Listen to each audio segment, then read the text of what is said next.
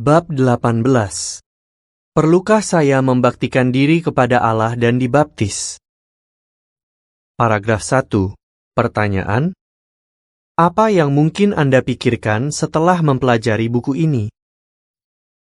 Anda telah belajar banyak hal dari Alkitab melalui buku ini, seperti janji Allah tentang kehidupan abadi, keadaan orang mati, dan harapan kebangkitan. Anda mungkin telah menghadiri pertemuan saksi-saksi Yehua dan yakin bahwa mereka beribadah dengan cara yang benar. Anda mungkin sudah mulai akrab dengan Yehua dan memutuskan untuk melayaninya. Tapi, Anda mungkin berpikir, apalagi yang perlu saya lakukan agar bisa melayani Allah? Paragraf 2. Pertanyaan: mengapa seorang pria Etiopia ingin dibaptis? Inilah yang dipikirkan seorang pria Etiopia pada abad pertama. Beberapa waktu setelah Yesus dibangkitkan, murid Yesus yang bernama Filipus menginjil kepada pria itu. Filipus menjelaskan bahwa Yesus adalah Mesias. Pria Etiopia itu sangat tersentuh dengan apa yang baru dia pelajari, sehingga dia berkata, "Itu ada air, kenapa saya tidak dibaptis saja?" Kisah 8 ayat 26-36. Paragraf 3. Pertanyaan A. Perintah apa yang Yesus berikan kepada pengikutnya? Pertanyaan B. Bagaimana seseorang seharusnya dibaptis? Alkitab mengajarkan bahwa kalau kita ingin melayani Yehua, kita perlu dibaptis. Yesus berkata di Matius 28 ayat 19 kepada pengikutnya, "Buatlah orang-orang dari segala bangsa menjadi muridku, baptislah mereka." Yesus sendiri memberikan contoh dengan dibaptis. Dia dibenamkan seluruhnya ke dalam air, tidak hanya dipercik atau disiram pada kepalanya. Sekarang, ketika seorang Kristen ingin dibaptis, dia juga harus dibenamkan seluruhnya ke dalam air. Paragraf 4. Pertanyaan: apa yang akan orang-orang ketahui sewaktu kita dibaptis? Dengan dibaptis, orang-orang akan tahu bahwa kita benar-benar ingin menjadi sahabat Allah dan ingin melayaninya.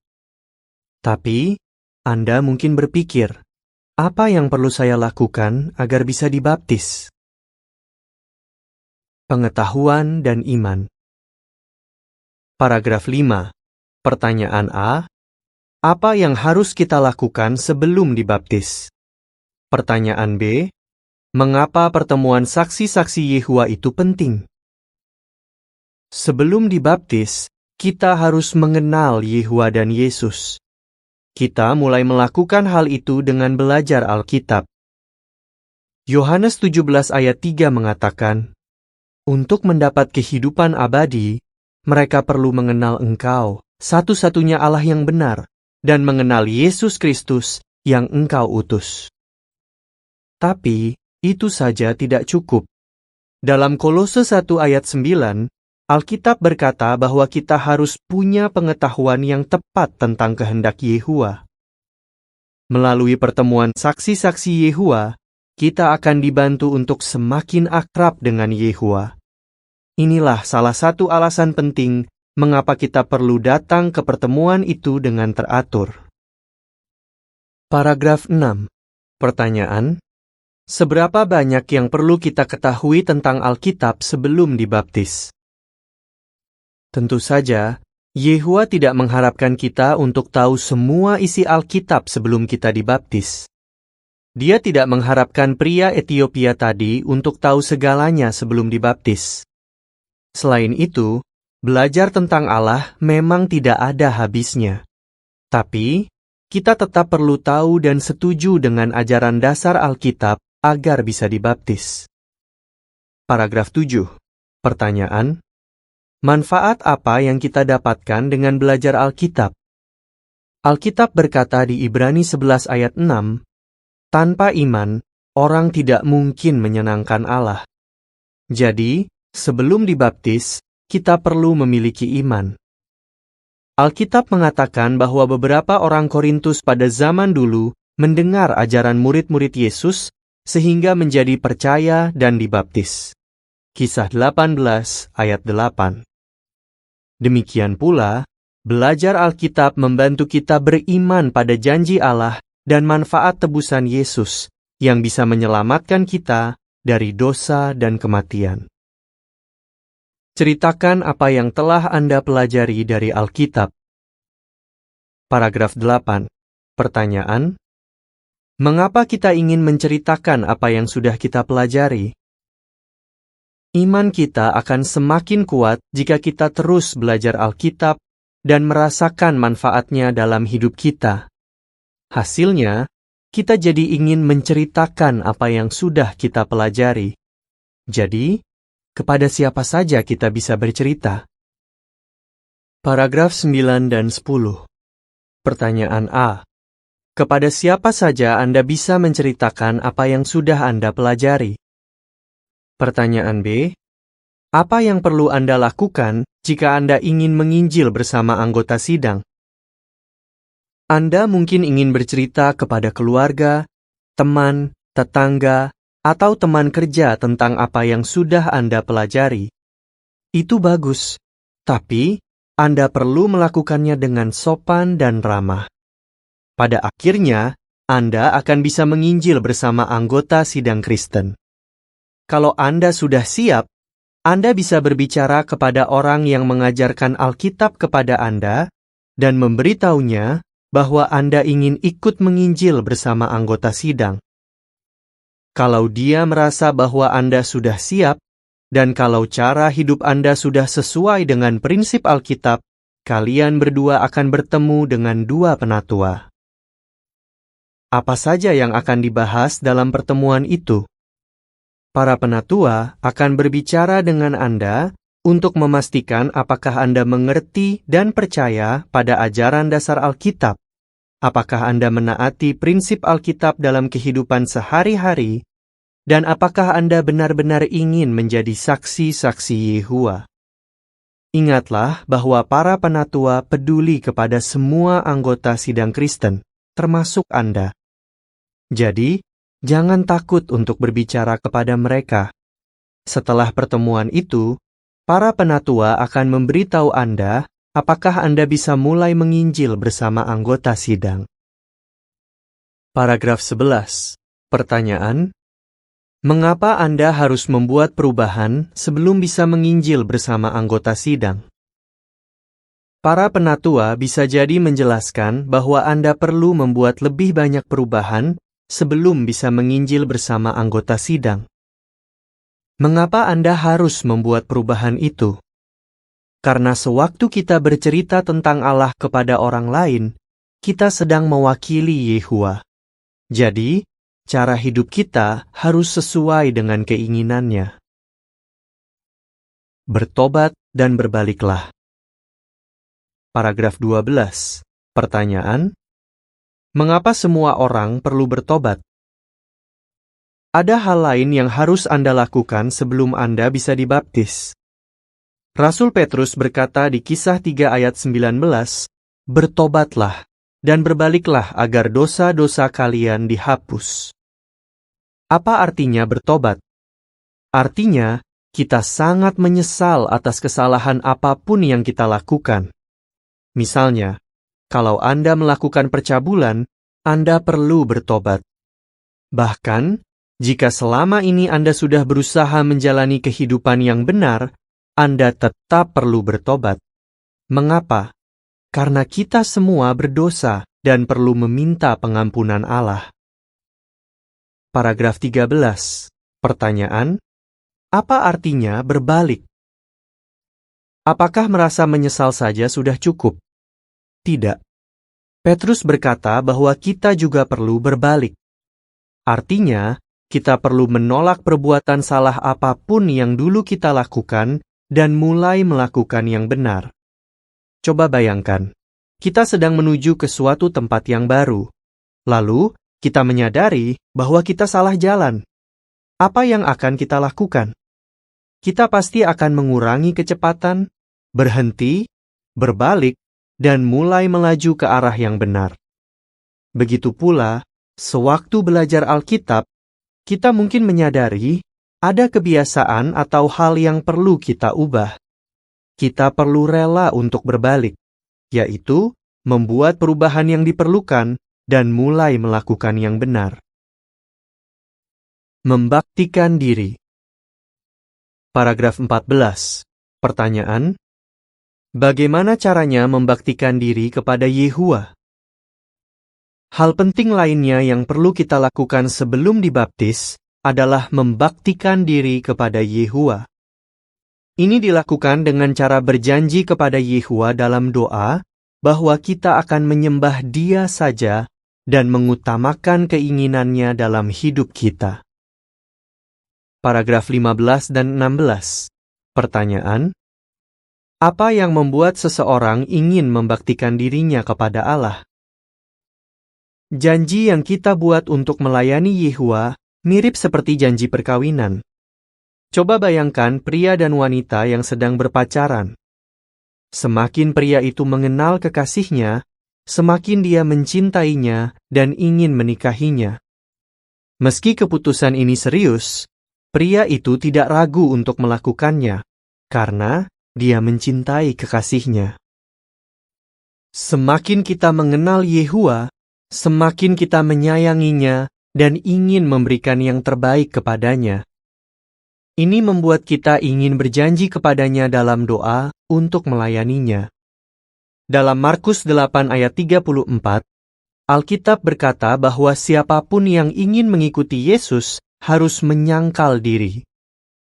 Artinya, kita perlu mengutamakan Yehuwa dalam hidup kita. Keinginan Yehuwa menjadi lebih penting daripada keinginan dan cita-cita kita sendiri. 1 Petrus 4 ayat 2 mengatakan, sehingga dia bisa menjalani sisa hidupnya sebagai manusia, bukan lagi untuk mengikuti keinginan manusia, tapi untuk mengikuti kehendak Allah. Jangan takut gagal. Paragraf 17. Pertanyaan: mengapa ada yang tidak mau membaktikan diri kepada Yehuwa? Ada yang tidak mau membaktikan diri kepada Yehuwa karena takut tidak bisa menepati janji mereka. Mereka mungkin tidak ingin mengecewakan Yehuwa, atau mereka berpikir bahwa kalau mereka tidak membaktikan diri, mereka bisa bebas melakukan apapun dan tidak perlu bertanggung jawab kepada Yehuwa. Paragraf 18. Pertanyaan: apa yang bisa mengalahkan rasa takut kita untuk mengecewakan Yehuwa? Rasa sayang kita kepada Yehuwa bisa mengalahkan rasa takut kita untuk mengecewakan Dia. Karena menyayanginya, kita akan berbuat yang terbaik untuk menepati janji kita. Kita tidak akan merasa bahwa melakukan keinginan Yehuwa itu terlalu sulit. Rasul Yohanes menulis di 1 Yohanes 5 ayat 3, mengasihi Allah berarti menjalankan perintahnya. Meski begitu, perintah-perintahnya tidak membebani. Paragraf 19. Pertanyaan: mengapa kita tidak perlu takut untuk membaktikan diri? Kita tidak perlu menjadi sempurna untuk bisa membaktikan diri kepada Yehuwa. Dia tidak pernah meminta kita melakukan apa yang tidak sanggup kita lakukan. Dia akan membantu kita melakukan apa yang benar. Percayalah sepenuhnya kepada Yehuwa, dan Dia akan membuat jalan-jalanmu lurus. Amsal 3 ayat 5 dan 6. Menyatakan pembaktian kita di hadapan umum. Paragraf 20. Pertanyaan: setelah Anda membaktikan diri, apa langkah berikutnya? Apakah Anda ingin membaktikan diri kepada Yehuwa? Jika Anda sudah melakukannya, itu berarti Anda sudah siap untuk langkah berikutnya, yaitu baptisan. Paragraf 21 dan 22. Pertanyaan: apa yang perlu Anda lakukan untuk menyatakan pembaktian Anda di hadapan umum? Beritahu koordinator Badan Penatua di sidang Anda bahwa Anda sudah membaktikan diri kepada Yehuwa dan ingin dibaptis. Lalu, Dia akan mengatur beberapa penatua untuk membahas ajaran dasar Alkitab dengan Anda. Kalau mereka setuju bahwa Anda sudah siap, mereka akan memberitahu Anda bahwa Anda bisa dibaptis pada kebaktian saksi-saksi Yehova berikutnya. Pada kebaktian itu, akan ada khotbah yang menjelaskan arti baptisan. Lalu, pengkhotbah itu akan mengajukan 2 pertanyaan kepada orang yang akan dibaptis. Dengan menjawab kedua pertanyaan itu, Anda menyatakan pembaktian Anda di hadapan umum. Setelah itu, Anda akan dibaptis dengan cara dibenamkan seluruhnya ke dalam air.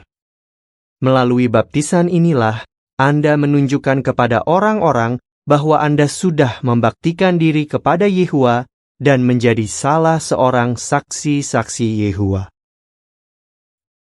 Arti baptisan Anda. Paragraf 23. Pertanyaan: apa artinya dibaptis dengan nama Bapa dan Putra dan Kuasa Kudus? Yesus berkata bahwa pengikutnya akan dibaptis dengan nama Bapa dan Putra dan Kuasa Kudus. Matius 28 ayat 19 mengatakan, "Karena itu, pergilah dan buatlah orang-orang dari segala bangsa menjadi muridku. Baptislah mereka dengan nama Bapa dan Putra dan Kuasa Kudus." Artinya, kita mengakui kekuasaan Yehova, peran Yesus dalam rencana Allah, dan fungsi kuasa kudus Allah untuk mencapai tujuannya. Paragraf 24 dan 25, pertanyaan A. Apa yang dilambangkan oleh baptisan? Pertanyaan B. Apa yang akan kita bahas di bab terakhir? Baptisan melambangkan sesuatu yang sangat penting. Sewaktu Anda dibenamkan ke dalam air, itu menunjukkan bahwa Anda telah meninggalkan jalan hidup yang lama. Sewaktu Anda keluar dari air, Anda akan menempuh jalan hidup yang baru untuk melakukan keinginan Allah. Itu berarti Anda akan melayani Yehova mulai dari saat itu. Ingatlah bahwa Anda tidak membaktikan diri kepada manusia, organisasi, atau suatu pekerjaan. Tapi, Anda membaktikan diri kepada Yehova. Dengan membaktikan diri, Anda akan semakin akrab dengan Allah. Tapi, ini tidak berarti bahwa seseorang pasti akan selamat setelah dibaptis. Rasul Paulus menulis di Filipi 2 ayat 12, "Teruslah upayakan keselamatan kalian dengan perasaan takut dan gentar." Jadi, baptisan hanyalah langkah awal menuju keselamatan.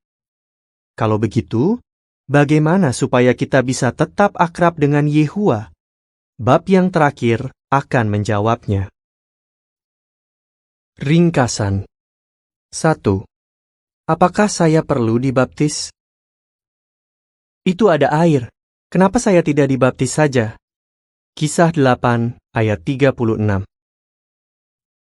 Mengapa dan bagaimana seharusnya kita dibaptis? Baptisan menunjukkan bahwa kita telah meninggalkan jalan hidup yang lama dan mulai menempuh jalan hidup yang baru untuk melakukan keinginan Allah. Matius 28 ayat 19 dan 20. Kita perlu dibaptis agar bisa melayani Yehova. Mazmur 40 ayat 8. Dengan dibaptis, orang-orang akan tahu bahwa kita ingin melayani Allah. Matius 3 ayat 16. Seperti Yesus, kita harus dibenamkan seluruhnya ke dalam air. 2. Yehova tahu keterbatasan kita. Mengasihi Allah berarti menjalankan perintahnya.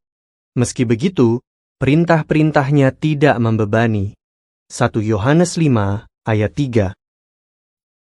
Mengapa kita tidak perlu takut untuk membaktikan diri kepada Yehova? Mazmur 103 ayat 14, Yesaya 41 ayat 10. Kita tidak perlu menjadi sempurna untuk bisa membaktikan diri kepada Yehova. Dia akan membantu kita melakukan apa yang benar. Kolose 1 ayat 10. Rasa sayang kita kepada Yehova bisa mengalahkan rasa takut kita untuk mengecewakan Dia. 3. Hal-hal yang perlu dilakukan sebelum dibaptis. Aku suka melakukan kehendak-Mu, oh Allahku, dan hukum-Mu ada di dalam hatiku. Mazmur 40 ayat 8. Apa saja yang perlu kita lakukan sebelum membaktikan diri kepada Yehua? Yohanes 17 ayat 3. Mempelajari firman Allah. Mengenal Yehua dan Yesus Kristus. Semakin kita mengenal mereka, semakin kita menyayangi mereka. Ibrani 11 ayat 6. Memperdalam iman. Beriman pada janji Allah dan manfaat tebusan Yesus yang bisa menyelamatkan kita dari dosa dan kematian. Kisah 3 ayat 19. Bertobat. Benar-benar menyesali segala kesalahan yang kita lakukan. Berbalik. Berhenti melakukan perbuatan salah dan mulai melakukan apa yang benar. 1 Petrus 4 ayat 2. Membaktikan diri. Berjanji kepada Yehua dalam doa bahwa kita akan menyembah Dia dan mengutamakan keinginannya dalam hidup kita.